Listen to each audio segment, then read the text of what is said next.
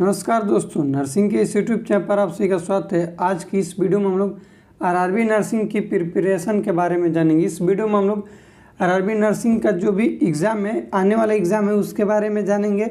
MCQ questions को solve करेंगे। इसमें हम लोग टॉप 50 क्वेश्चंस को सॉल्व करेंगे। आज की इस वीडियो में हम लोग 50 क्वेश्चंस को सॉल्व करेंगे। 50 क्वेश्चंस जो रहेगा उसको हम लोग इस वीडियो में सॉल्व करेंगे। साथ ही साथ हम लोग थ्योरी से रिलेटेड क्वेश्चंस को सॉल्व करेंगे। एमसीक्यू तो पढ़ेंगे ही, लेकिन थ्योरी को भी जानेंगे, थ्योरी क्वेश्चंस को भी हम लोग जानेंगे। एमसीक्यू तो इम्पोर्टेंट है, लेकिन उस एमसीक्यू के साथ थ्योरी भी बहुत ज़्यादा इम्पोर्टेंट होता है एग्ज़ाम के लिए, तो हम लोग थ्योरी को भी जानेंगे। ये हम लोग का थोड़ा सा लंबा वीडियो होगा, क्योंकि आज की इस वीडियो में हम लोग मेडिकल सर्जिकल नर्सिंग से रिलेटेड क्वेश्चंस को सॉल्व करेंगे। मेडिकल सर्जिकल नर्सिंग के रीनल सिस्टम वाइज हम लोग पढ़ेंगे। रीनल सिस्टम से रिलेटेड टोटल 50 क्वेश्चंस को पढ़ेंगे। रीनल सिस्टम के एनाटॉमी, फिजियोलॉजी हो गया, उसके डिसऑर्डर्स हो गए, सभी चीज़ को हम लोग पढ़ेंगे। ठीक, आरआरबी नर्सिंग के जो भी अपकमिंग एग्ज़ाम है उसके लिए हम लोग प्रिपरेशन करेंगे। इस वीडियो का PDF चाहते हैं तो आप लोग टेलीग्राम चैनल ज्वाइन हो सकते हैं। टेलीग्राम चैनल का नाम है सत्यम नर्सिंग, वहाँ पर आप लोग ज्वाइन हो जाइएगा तो PDF आप लोग को देखने को मिल जाएगा। टेलीग्राम का नाम है सत्यम नर्सिंग। तो चलिए हम लोग क्वेश्चंस को शुरू करते हैं। फर्स्ट क्वेश्चन हम लोग का है कि functional unit of the kidney is. हम लोग बेसिक क्वेश्चंस एनाटॉमी फिजियोलॉजी से स्टार्ट करेंगे और डिफ़िकल्ट लेवल्स जाएंगे सिनेरियो लेवल्स तक। यहाँ पर बात करें तो देख लीजिए, ये हार्ड क्वेश्चंस है, तो यहाँ तक हम लोग क्वेश्चंस को सॉल्व करेंगे, ये जानेंगे। ये सब हम लोग का हार्ड क्वेश्चंस है, तो इसको भी हम लोग जानेंगे।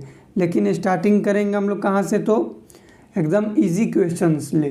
फर्स्ट हम लोग का क्वेश्चन है कि फंक्शनल यूनिट ऑफ किडनी, जो किडनी है उसका फंक्शनल यूनिट क्या होता है।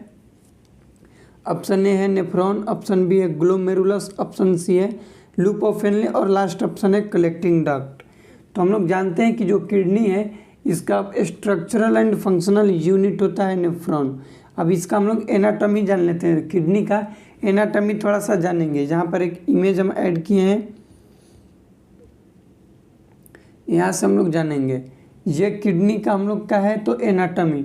अब किडनी में क्या क्या चीज़ें होती है, क्या नहीं होता है, इसको जानेंगे। तो यहाँ पर लिखिएगा, स्लाइड्स में ही लिखिएगा आप लोग रीनल सिस्टम। क्या लिखिएगा आप लोग, रीनल सिस्टम।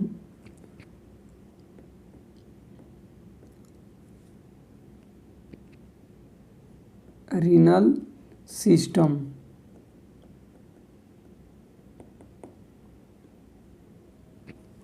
रीनल सिस्टम में हम लोग पहले डिफिनेशन जान जाएंगे कि रीनल सिस्टम बोलते किसे हैं। तो लिख लीजिएगा, renal system is the system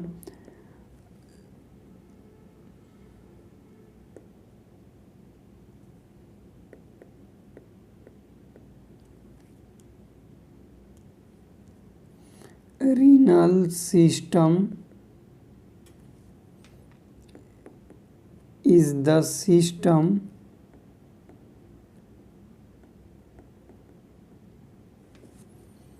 which is responsible for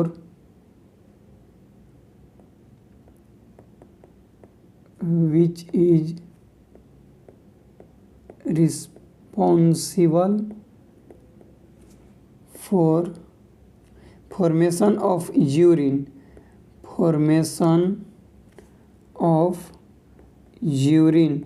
जो रीनल सिस्टम में क्या करता है, तो यूरिन का फॉर्मेशन करता है। ये याद रखिएगा, formation of urine and drain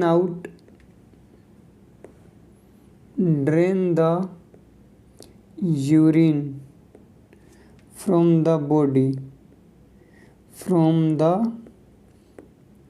body into the outer environment।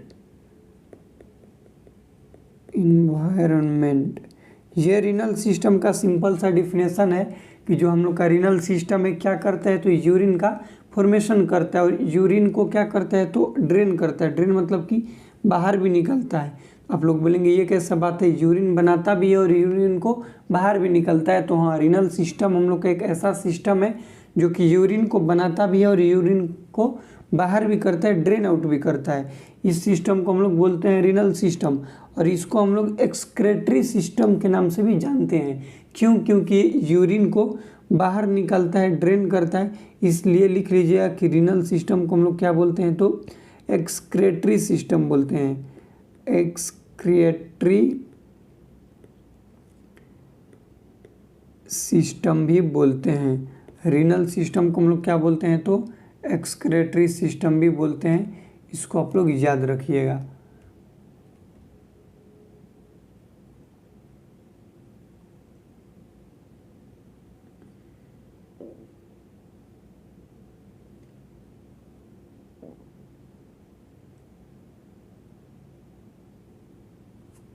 ठीक, इसको हम लोग बोलते हैं एक्सक्रेटरी सिस्टम। चलिए अब हम लोग दो चीज़ पढ़ेंगे, एक पढ़ेंगे नेफ्रोलॉजी किसे कहा जाता है और एक पढ़ेंगे यूरोलॉजी।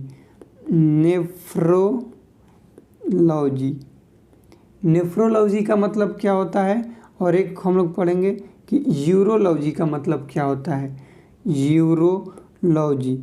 यूरोलॉजी का मतलब क्या होता है, तो लिख लीजिएगा कि नेफ्रोलॉजी का मतलब होता है कि branch of medical science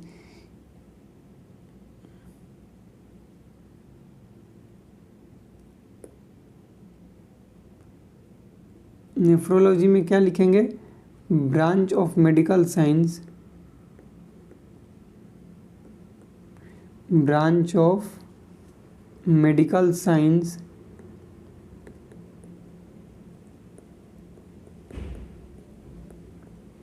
that deal with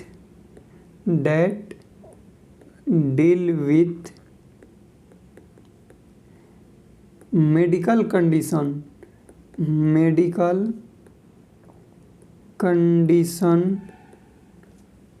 of the kidney के मेडिकल कंडीशन से रिलेटेड जितना भी प्रॉब्लम होता है वो नेफ्रोलॉजी के अंदर आता है। एग्जाम्पल में क्या लिख सकते हैं हम लोग, एग्जाम्पल में लिख लेंगे CKD क्रोनिक किडनी डिजीज हो गया, या फिर nephrotic syndrome,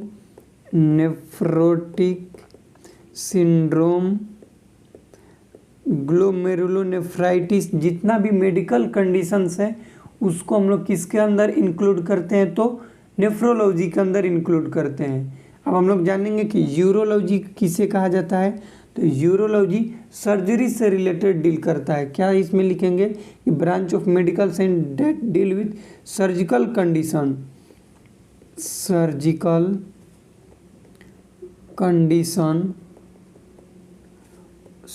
condition of the kidney के सर्जिकल कंडीशन से रिलेटेड डील करेगा, तो उसको हम लोग क्या बोलेंगे, उस कंडीशंस को हम लोग बोलेंगे यूरोलॉजी और नेफ्रोलॉजी में सिंपल सा बस यही डिफिनेशन है, आप लोग याद रखिए क्योंकि ये इंपॉर्टेंट है, एग्जाम में क्वेश्चन पूछने को मिल सकता है। इसका एग्जाम्पल क्या याद रखेंगे, तो यूरोलॉजी का एग्जाम्पल याद रखेंगे रीनल स्टोन, रीनल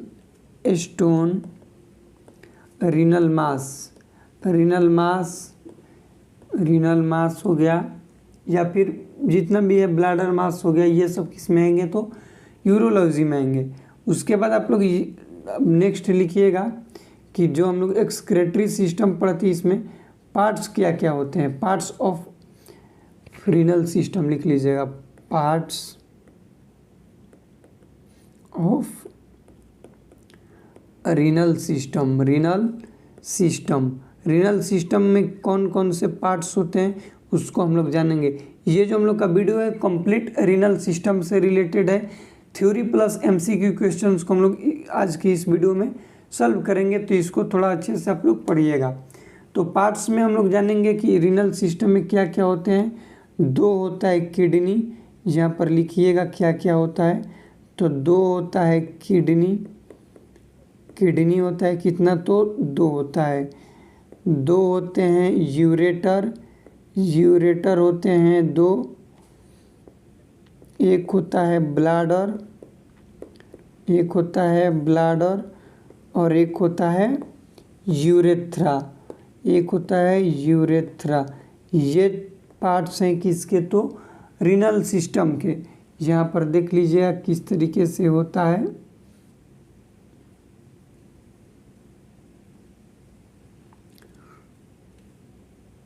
ये हम लोग का किडनी, यूरेटर, यहाँ पर हो जाएगा ब्लैडर, इधर से भी बनेगा।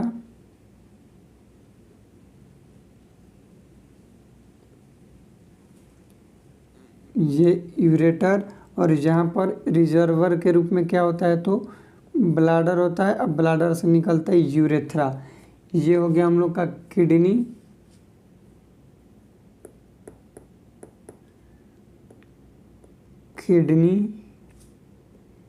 यूरेटर,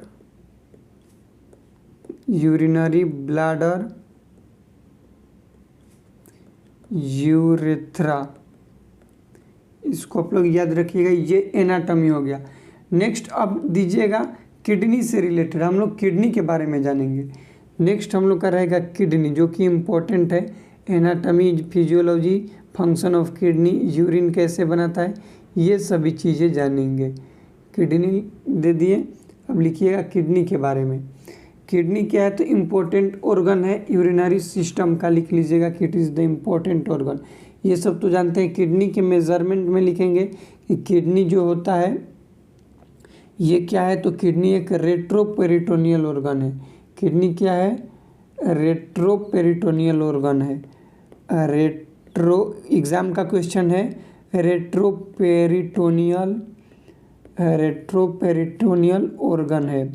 रेट्रोपेरिटोनियल का मतलब बिहाइंड द पेरिटोनियल कैविटी होता है, उसको हम लोग बोलते हैं रेट्रोपेरिटोनियल। उसके बाद लिखिएगा किडनी में कि रेडिश ब्राउन कलर का होता है। किडनी का कलर जो है वो रेडिश ब्राउन कलर का होता है, ब्राउन कलर का होता है, रेडिश ब्राउन कलर का किडनी होता है। किडनी के पास, एक किडनी के पास ईच किडनी है, लिख लीजिएगा each kidney have 1 million nephron that is structural and functional unit of the kidney. Kidney के एक स्ट्रक्चरल एंड फंक्शनल यूनिट होता है नेफ्रॉन, जो कि एक किडनी के पास 1.1 मिलियन होता है। इसको भी आप लोग याद रखिएगा, ये एग्ज़ाम के लिए इम्पोर्टेंट है कि एक किडनी के पास कितना नेफ्रॉन होता है। तो ये स्ट्रक्चरल एंड फंक्शनल यूनिट होता है किडनी का, ये भी याद रखिएगा। नेक्स्ट हम लोग बात करेंगे किडनी का मेज़रमेंट शेप साइज के अकॉर्डिंग। तो जो किडनी का शेप है वो बीन शेप का होता है, बीन शेप का किडनी होता है, बीन शेप का किडनी होता है। वेट होता है 150 ग्राम। लंबाई लंबाई, विड्थ और चौड़ाई की बात करें, लंबाई, विड्थ और चौड़ाई के, तो ये होता है 12, 6 और 2.5 सेंटीमीटर। ये सेंटीमीटर में है, इसको आप लोग याद रखिएगा। ये हो गया किडनी का नॉर्मल मेजरमेंट, जो कि एग्ज़ाम के लिए बहुत ही इम्पोर्टेंट है। मेजरमेंट से रिलेटेड भी क्वेश्चंस पूछे जाते हैं। लंबाई हो गया, ये हो जाएगा हम लोग का हाइट और विड्थ के बारे में। नेक्स्ट है कि जो 2 किडनी होता है, एक इसमें से एक किडनी, कौन सा किडनी, तो राइट किडनी जो होता है, राइट किडनी स्लाइटली जो है, स्लाइटली लोअर होता है, लोअर ड्यू टू लीवर। इसको भी आप लोग याद रखिएगा। ये किडनी का हम लोग का एनाटॉमी हो गया, ये याद रखिएगा। किडनी 2 है, ये यूरेटर हो गया, ये यूरिनरी ब्लैडर हो गया। ये जो यूरिनरी ब्लैडर से निकलता है इसको हम लोग क्या बोलते हैं, तो इसको यूरेथ्रा बोलते हैं। नेक्स्ट अभी आप लोग को बताएंगे हम यहाँ पर कि जो दो यूरेटर आते हैं ब्लैडर में, दो यूरेटर जो ब्लैडर में आते हैं, दो यूरेटर जो ब्लैडर में आते हैं, और एक यूरेथ्रा वाला जो ओपनिंग होता है वहाँ पर एक ट्रायंगल बनता है जिसको ट्रायगोन बोलते हैं। क्या बोलते हैं? ट्रायगोन बोलते हैं, ट्रायगोन। ये भी क्वेश्चंस एग्जाम में पूछे जाते हैं। ट्रायगोन किन के बीच में बनता है? तो दो यूरेटर और एक यहाँ पर जो है यूरेथ्रा की ओपनिंग, वहाँ पर ट्रायगोन बनते हैं। ये सब क्वेश्चंस को भी हम लोग सॉल्व करेंगे। तो चलिए, फर्स्ट क्वेश्चन हम लोग का सॉल्व हो गया। Structural and functional unit of the kidney क्या है? तो बोलेंगे हम लोग कि नेफ्रॉन है। सेकेंड क्वेश्चन है कि normal GFR in adult, adult में नॉर्मल जीएफआर कितना होता है? ऑप्शन ए है 30 ml, ऑप्शन बी है 60 ml, ऑप्शन सी है 90 ml और लास्ट ऑप्शन है 125 ml। जीएफआर का फुल फॉर्म होता है ग्लोमेरुलस फिल्ट्रेशन रेट। क्या होता है? Glomerulus filtration rate, filtration rate. एक मिनट में ग्लोमेरुलस कितना ब्लड को फिल्टर करता है, फिल्टर करने की उसकी रेट क्या है, उसको हम लोग बोलते हैं नॉर्मल ग्लोमेरुलस फिल्ट्रेशन रेट, जो कि एक मिनट में होता है 125 ml पर मिनट। ऑप्शन डी इस क्वेश्चन का राइट आंसर हो जाएगा। इसको भी आप लोग याद रखिएगा। अब हम लोग थ्योरी जानेंगे नेफ्रॉन के बारे में। अब क्या जानेंगे नेफ्रॉन के बारे में? तो ये लिख लीजिएगा। नेफ्रॉन का हम लोग का क्या है? तो इमेज है। नेफ्रॉन में क्या क्या होते हैं? नेफ्रॉन यहाँ पर बना कर भी हम लोग पढ़ेंगे। नेफ्रॉन,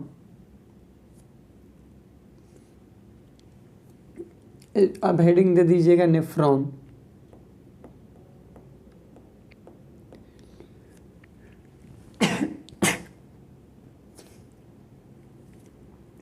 नेफ्रॉन हेडिंग दे दिए। नेफ्रॉन में हम लोग क्या क्या पढ़ेंगे? नेफ्रॉन में होता है बोमेन कैप्सूल,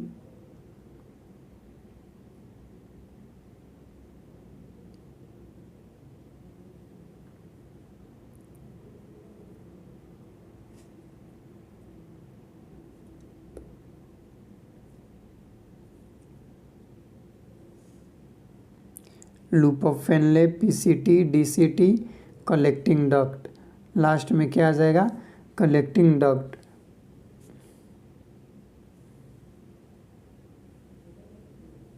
ठीक, देखिए ये जो हम लोग का पार्ट है ये है बोमेन्स कैप्सूल, जिसमें कि रीनल आर्टरी ब्लड लाता है और रीनल वेन जो है ब्लड को बाहर ले जाता है। इसको हम लोग बोलते हैं ग्लोमेरुलस। यहाँ पर बहुत सारा झाग रहता है, गुच्छा, जिसको हम लोग क्या बोलते हैं? यहाँ पर जो रहता है इसको बोलते हैं ग्लोमेरुलस। इसी को क्या बोलते हैं? फिल्ट्रेशन मेम्ब्रेन होता है, फिल्ट्रेशन मेम्ब्रेन जिसको बोलते हैं ग्लोमेरुलस। और इस स्ट्रक्चर को हम लोग बोलते हैं वोमेन कैप्सूल, बोलते हैं वोमेन कैप्सूल। इसको बोलते हैं पीसीटी, प्रोक्सिमल कन्वोल्यूटेड ट्यूब्यूल। इसको बोलते हैं लूप, इसको बोलते हैं loop of Henley, loop of Henley बोलते हैं। इसको बोलते हैं डीसीटी, डिजिटल कन्वोल्यूटेड ट्यूब्यूल। और इसको बोलते हैं कलेक्टिंग डक्ट, कलेक्टिंग डक्ट इसको बोलते हैं। इसको भी आप लोग याद रखिएगा। ये स्ट्रक्चर हो गया नॉर्मल किसका? तो हो गया हम लोग का नेफ्रॉन का। अब इसमें लिख लेंगे नेफ्रॉन के बारे में। तो लिखिएगा कि it is the structural and functional unit of the kidney. First लिखेंगे कि it is structural and functional unit of the kidney, unit of the kidney. ये किडनी का स्ट्रक्चरल एंड फंक्शनल यूनिट होता है। कौन? तो नेफ्रॉन। उसके साथ हम लोग लिखेंगे कि जो नेफ्रॉन है 1.1 मिलियन होता है एक किडनी के पास, 1.1 मिलियन। ईच किडनी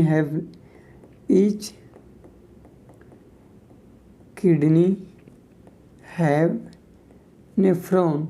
एक किडनी के पास 1.1 मिलियन नेफ्रॉन होता है। उसके बाद हम लोग जानेंगे कि जो नेफ्रॉन है इसमें जो इसके हम लोग बात करेंगे तो क्या होते हैं, दो पार्ट्स होते हैं, एक होता है कोर्टिकल नेफ्रॉन, एक होता है मेडुलरी नेफ्रॉन। स्ट्रक्चर में क्या होता है, दो पार्ट होते हैं, एक होता है कोर्टिकल कैप्सुलर और ट्यूबुलर। नंबर 1 कैप्सुलर पार्ट्स में लिखेंगे कैप्सुलर पार्ट, और सेकंड होता है ट्यूबुलर पार्ट। कैप्सुलर पार्ट के अंदर आते हैं, कैप्सुलर पार्ट के अंदर आएगा Bowman capsule,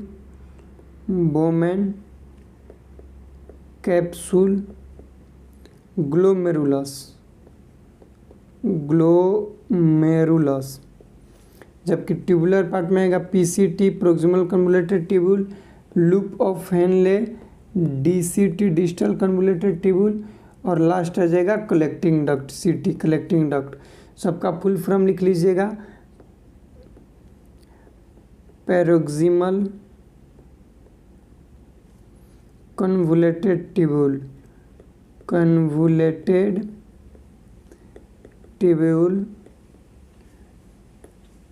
loop of Henle distal convoluted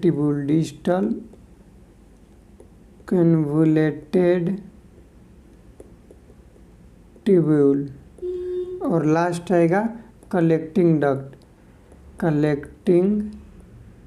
duct. ये हो गया स्ट्रक्चर किसका, तो नेफ्रॉन का। इसको भी आप लोग याद रखिएगा। सेकेंड क्वेश्चन हम लोग सॉल्व कर दिए। सेकेंड क्वेश्चन हम लोग का था कि जीएफआर का रेट कितना होता है, तो 125 ml पर मिनट। नेक्स्ट क्वेश्चन है कि which hormone increase water reabsorption in kidney. कौन सा हार्मोन है जो कि वाटर के रीअब्जॉर्प्शन को बढ़ाता है किडनी में। Option A aldosterone, option B है एडीएच का फुल फॉर्म होता है एंटी डायूरेटिक हार्मोन, और इंसुलिन या फिर कोर्टिसोल। तो इस क्वेश्चन का राइट आंसर हो जाएगा एडीएच, एंटी डायूरेटिक हार्मोन, जिसको हम लोग वासोप्रेसिन भी बोलते हैं, वासोप्रेसिन बोलते हैं। ये क्या क्या करता है, इंक्रीज करेगा वाटर के रीअब्जॉर्प्शन के। एंटी का मतलब अगेंस्ट होता है, एंटी का मतलब क्या होता है, अगेंस्ट। डायूरेटिक हार्मोन, डायूरेटिक का मतलब होता है कि वाटर का निकलना, वाटर का सिक्रेशन, और वाटर के सिक्रेशन का क्या ये हार्मोन कर रहा है, अगेंस्ट जा रहा है। अगेंस्ट का मतलब कि वाटर का सिक्रेशन नहीं होने दे रहा है, स्टॉप कर रहा है। इसको हम लोग क्या बोलते हैं, एंटी डायूरेटिक हार्मोन। इसको आप लोग याद रखिएगा, ये बहुत ही इम्पोर्टेंट्स है, तो इसको आप लोग क्या करेंगे, याद रखेंगे। नेक्स्ट क्वेश्चन है नॉर्मल यूरिन आउटपुट कितना होता है एक एडल्ट मेल में। नॉर्मल यूरिन आउटपुट कितना होता है, ये है हम लोग का 24 आवर्स का। कितने का है, तो 24 आवर्स का बताना है। ऑप्शन ए है 100 से 300 ml per day, option B है 500 से 1000 ml per day, option C है 1000 से 2000 ml per day, last option है मोर देन 3000। इसमें पूछा जा रहा है कि नॉर्मल यूरिन आउटपुट एक एडल्ट में कितना होता है, तो वो होता है 1000 से 2000 एवरेज वो होता है 1500 ml। अब इसमें कुछ कंडीशंस होते हैं, जैसे मेडिकल टर्म्स हम लोग याद रखते हैं, क्या क्या होता है, तो एयूरिया क्या होता है, ओलिगो यूरिया क्या होता है, क्या होता है, पॉलीयूरिया क्या होता है। मेडिकल टर्म से याद रखिएगा, हीमेचूरिया क्या होता है, पाईयूरिया क्या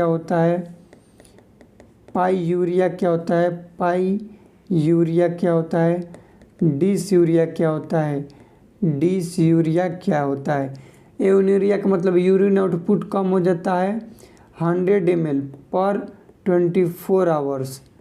24 आवर्स में 100 ml से कम हो जाएगा तो उसको हम लोग बोलते हैं एयूरिया। ओलिगो बोलते हैं कि 400 ml से 400 ml से कम हो जाएगा 24 आवर्स में, उसको हम लोग बोलते हैं ओलिगोयूरिया। पॉलीयूरिया बोलते हैं जब मोर देन 3000 ml से ज़्यादा होगा 24 आवर्स में, उसको हम लोग बोलते हैं पॉलीयूरिया। हिमेचूरिया का मतलब होता है कि ब्लड होता है यूरिन में, ब्लड इन यूरिन, उसको बोलते हैं हिमेचूरिया। पायूरिया का मतलब होता है कि पस इन यूरिन, पस होगा यूरिन में तो उस कंडीशंस को बोलते हैं पायूरिया।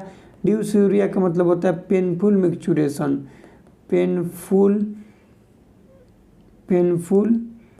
मिक्चुरेशन। मिक्चुरेशन का मतलब होता है act of voiding, act of voiding को क्या बोलते हैं? मिक्चुरेशन बोलते हैं। एक्ट ऑफ वॉइडिंग, वॉइडिंग का मतलब कि पेशाब करने की क्रिया को, प्रोसेस को हम लोग क्या बोलते हैं?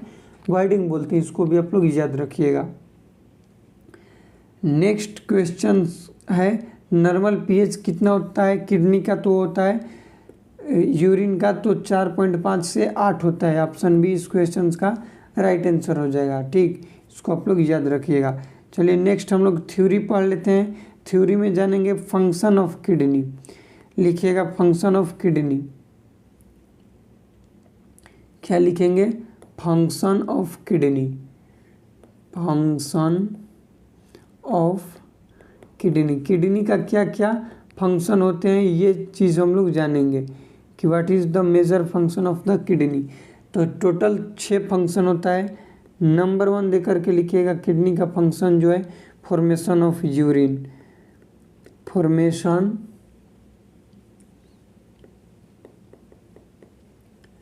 Formation of urine. यूरिन का किडनी क्या करता है? फॉर्मेशन करता है। नंबर 2 है फ्लूइड एंड इलेक्ट्रोलाइट का बैलेंस करके रखता है। फ्लूइड एंड इलेक्ट्रोलाइट का किडनी क्या करके रखता है? तो बैलेंस करके रखता है, बैलेंस करके रखता है। नंबर 3 जो है रेगुलेशन करता है पीएच का, रेगुलेशन करता है किसका? तो ब्लड प्रेशर का रेगुलेट करता है। पीएच रेगुलेट करता है, पीएच रेगुलेशन, पीएच को भी किडनी रेगुलेट करता है। 5वां लिख लीजिएगा मेटाबॉलिक वेस्ट को क्या करता है? एक्सक्रीट आउट करता है। मेटाबॉलिक वेस्ट को एक्सक्रीट आउट करता है। एक्सक्रेशन में क्या करता है? किडनी हेल्प करता है। 6 नंबर लिखेंगे फॉर्मेशन करता है हार्मोन का। फॉर्मेशन किसका करता है? तो हार्मोन का फॉर्मेशन करता है। हार्मोन का किडनी क्या करता है? तो फॉर्मेशन करता है। इसको आप लोग लिखिएगा। नेक्स्ट लिखेंगे हम लोग कि यूरिन का जो फॉर्मेशन होता है 3 प्रोसेस में होता है। लिखेंगे फॉर्मेशन ऑफ यूरिन,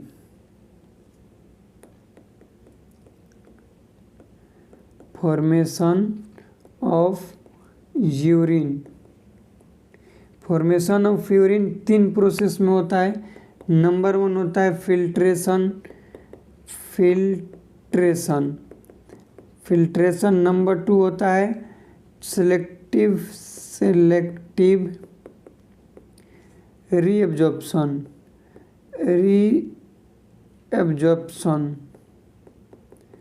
और लास्ट होता है ट्यूबुलर सिक्रेशन।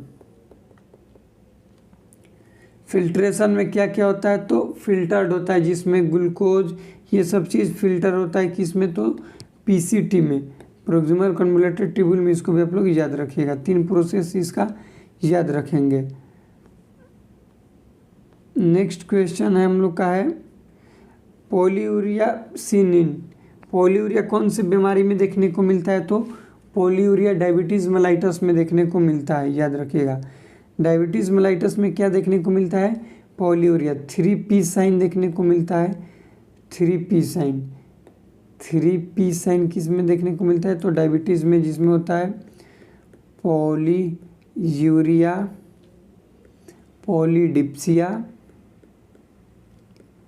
पॉलीडिप्सिया और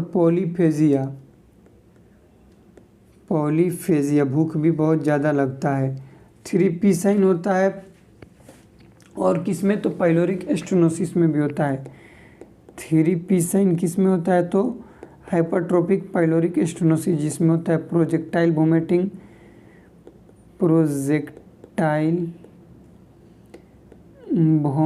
होता है, पेरिस्टालसिस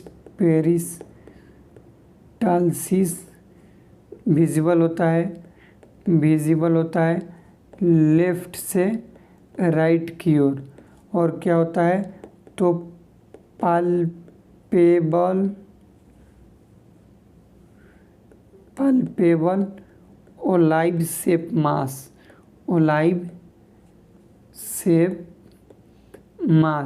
ये भी देखने को मिलते हैं किसमें? तो हाइपरट्रोफिक पाइलोरिक स्टेनोसिस में, याद रखिएगा। नेक्स्ट आप लोग को बता दें कि आरआरबी नर्सिंग का प्रीवियस ईयर पेपर सोल्यूशन चाहते हैं तो चैनल पर जाकर आप लोग देख सकते हैं, उसका अलग से प्ले लिस्ट है, तो इसको आप लोग देख लीजिएगा। ये PY जो हम लोग का प्रीवियस ईयर पेपर सोल्यूशन है, टोटल 51 मिनट्स का वीडियो है, बहुत ही इंपॉर्टेंट है, ये आप लोग देख सकते हैं। नेक्स्ट है earliest sign of acute kidney injury. Earliest sign क्या होता है? एक्यूट किडनी इंजरी का तो होता है ओलिगोयूरिया। पेशेंट में क्या देखने को मिलेगा? तो ओलिगोयूरिया देखने को मिलेगा। नेक्स्ट क्वेश्चन है कि nephrotic syndrome is characterised by. Nephrotic syndrome क्या से कैरेक्टराइज होता है? इसका सिम्टम्स क्या है? क्लिनिकल फीचर्स जो बात करें गोल्ड स्टैंडर्ड फीचर्स, तो मासिव प्रोटीनूरिया ऑप्शन है इस क्वेश्चन का राइट आंसर हो जाएगा। मासिव प्रोटीनूरिया के साथ क्या क्या होता है? तो एडिमा होगा। पेशेंट में क्या देखने को मिलेगा? एडिमा और हाइपरलिपिडीमिया देखने को मिलता है। प्रोटीन नेफ्रोटिक सिंड्रोम में कितना एक्सक्रीट आउट होता है? तो मोर देन 3.5 ग्राम पर डे। इसको भी याद रखिएगा, ये भी क्वेश्चंस एग्जाम के लिए बहुत ही इंपॉर्टेंट है कि नेफ्रोटिक सिंड्रोम में प्रोटीन कितना एक्सक्रीट आउट होता है, तो हम लोग बोलेंगे कि मोर देन 3.5 ग्राम पर डे एक्सक्रीट आउट होता है।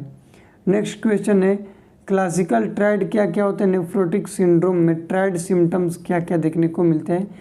Haematuria, oedema, hypertension, fever, cough, oedema, polyuria, thirst, weight loss, haemoptysis, cyanosis और एडिमा।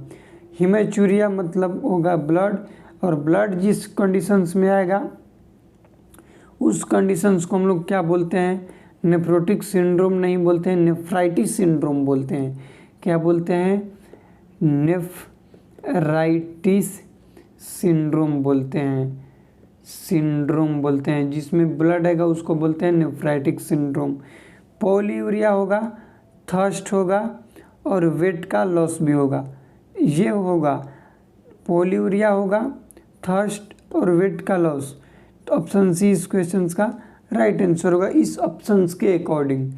नेक्स्ट है मोस्ट कॉमन इलेक्ट्रोलाइट इम्बैलेंस इन सीकेडी वाले पेशेंट में मोस्ट कॉमन जो इलेक्ट्रोलाइट इम्बैलेंस होता है वो होता है हाइपरकैलेमिया। हाइपरकैलेमिया का मतलब होता है कि सीरम पोटेशियम लेवल ज़्यादा हो जाता है।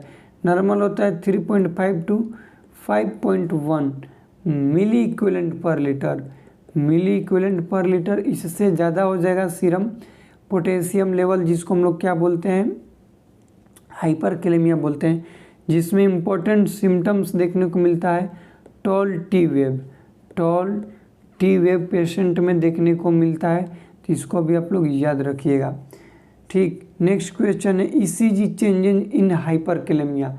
हाइपरकैलेमिया में ईसीजी चेंजेस क्या देखने को मिलता है? तो टॉल टी वेव देखने को मिलते हैं, ये भी आप लोग याद रखेंगे।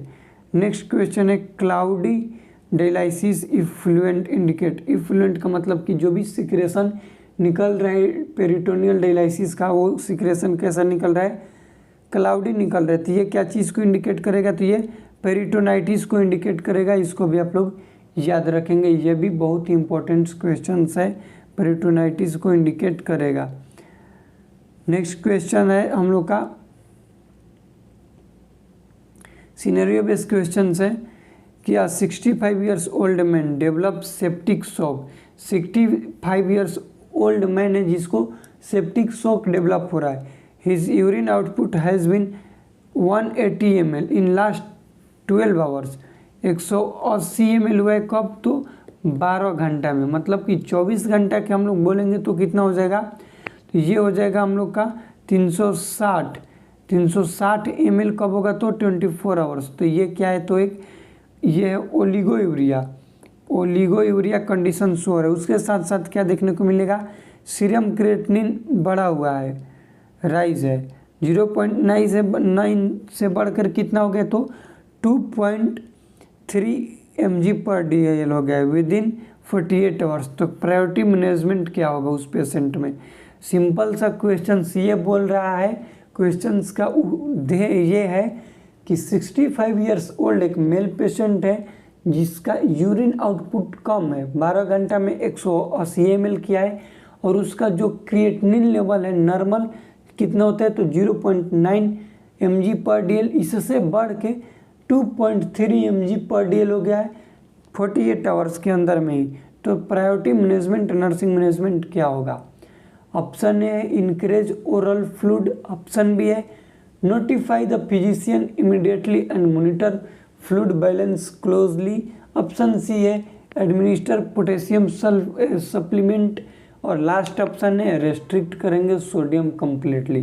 तो इस क्वेश्चंस का जो राइट आंसर होगा ऑप्शन बी, नोटिफाई करेंगे फिजिशियंस को इमीडिएटली क्योंकि इसका यूरिन आउटपुट कम हो रहा है और सीरम क्रिएटिनिन लेवल बढ़ रहा है और फ्लूइड का जो बैलेंस है उसको मॉनिटर करेंगे इनपुट आउटपुट को। नेक्स्ट क्वेश्चन है a patient with stage 5 CKD suddenly develop muscle weakness, ECG show 12 T wave. तो क्या पेशेंट में डेवलप होगा तो पोटेशियम का लेवल बढ़ गया है, कितना हो गया है पोटेशियम का लेवल तो पोटेशियम का जो लेवल है वो हो गया 6.8 मिली इक्विवेलेंट पर लीटर। तो नर्स क्या एंटिसिपेट करेगी, क्या पेशेंट को करेगी, ओरल सोडियम बाइकार्बोनेट देगी, IV कैल्शियम ग्लूकोनेट, फुरसेमाइड और हेमेटेनिक। तो इस क्वेश्चन का राइट आंसर होगा कि पेशेंट को हम लोग क्या देंगे IV कैल्शियम ग्लूकोनेट देंगे। ग्लूकोनेट देने का क्या होता है तो रूल ऑफ 10 फॉलो करते हैं, रूल ऑफ 10 फॉलो करते हैं। रूल ऑफ 10 में होता है कि 10 ml क्या होता है NS लेंगे, 10 ml क्या होता है तो कैल्शियम ये होता है कैल्शियम ग्लूकोनेट होता है और इसको हम लोग 10 मिनट तक देंगे, 10 मिनट तक देंगे। 10 मिनट 10 ml NS का मतलब कि इसको क्या करेंगे डाइल्यूट करेंगे 10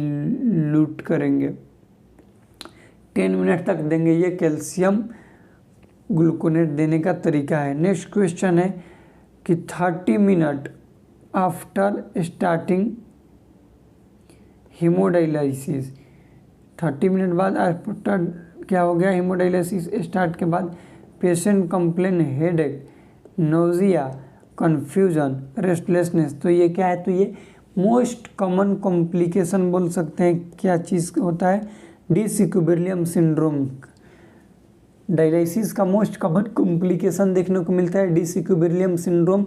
इसको याद रखिएगा। इस कंडीशंस में क्या देखने को मिलेगा पेशेंट में headache, nausea, confusion and restlessness देखने को मिलते हैं। नेक्स्ट क्वेश्चन है one the second post operative day, उसके बाद वो after kidney transplantation urine output suddenly decrease, 1 day के बाद हो रहा है डिक्रीज 120 ml 20 घंटा में से 20 ml हो गया। तो क्रिएटिनिन बढ़ा हुआ है तो क्या है तो ये जो है एक्यूट ग्राफ्ट रिजेक्शन के अंदर आता है, इसको याद रखिएगा। तो ये हम लोग का हो गया नर्सिंग से रिलेटेड MCQ क्वेश्चंस। इस वीडियो में इतना ही। वीडियो में कुछ भी डाउट होगा तो कमेंट कीजिएगा। इस वीडियो को अपने दोस्तों के साथ शेयर कीजिएगा। ये हम लोग का मान सकते हैं कि पार्ट 1 था जिसमें हम लोग किडनी से रिलेटेड बहुत सारे MCQ क्वेश्चंस को सॉल्व किए हैं, जिसमें जान लिए एनाटॉमी, फिजियोलॉजी। अभी डिसऑर्डर्स किडनी का हम लोग पार्ट 2 में पढ़ेंगे। डिसऑर्डर जो है किडनी के वो पार्ट 2 में पढ़ेंगे, डिटेल में पढ़ेंगे। MCQ के साथ हम लोग थ्योरी को भी जानेंगे। इस वीडियो में कुछ भी डाउट होगा तो अपने कमेंट कीजिएगा, वीडियो को अपने दोस्तों के साथ शेयर कीजिएगा। मिलता है अगले वीडियो में, तब तक के लिए जय राम जी की। वीडियो देखने के लिए आप लोग का बहुत बहुत धन्यवाद। चैनल पर नए हैं तो चैनल को सब्सक्राइब कर दीजिएगा क्योंकि आप लोग के लिए हम ऐसे ही नर्सिंग से रिलेटेड वीडियो बनाते रहेंगे।